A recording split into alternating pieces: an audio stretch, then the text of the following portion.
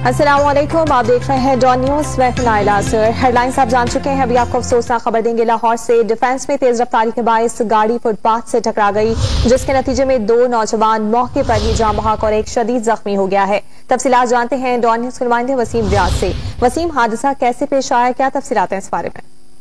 जी देखिए, पुलिस के मुताबिक ये हादसा जो है वो तेज रफ्तारी के बाइस पेश आया। डिफेंस ये जे ब्लॉक फेज 6 है, जहां ये गाड़ी तेज रफ्तारी के बाइस बेकाबू होकर फुटपाथ से जो है वो टकरा गई, जिसके नतीजे में गाड़ी में सवार 24 साल फैसल और 25 साल अली अहमद मौका पर ही जाँ बाग हो गए, जबकि आमिर जो है वो शदीद जख्मी हुआ, जिसको मुकामी अस्पताल में मुंतकिल कर दिया गया है। हादसे की इत्तला मिलते ही पुलिस और दीगर इमदादी टीमें जो है वो मौका पर पहुंची। पुलिस ने जो लाशें हैं वो अपनी तहवील में ले ली, जो 174 की जरूरी कार्रवाई करने के बाद गुर्दा के हवाले कर दी जाएगी, जबकि जो जख्मी है उसको अस्पताल मुंतकिल किया गया है, जिसकी हालत अस्पताल में तशवीशनाक बताई जाती है।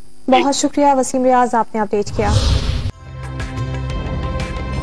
ताज़ा तरीन वीडियोस के लिए हमारा YouTube चैनल सब्सक्राइब करके बेल आइकन प्रेस करिए, ताकि आपको मिले हर अपडेट सबसे पहले।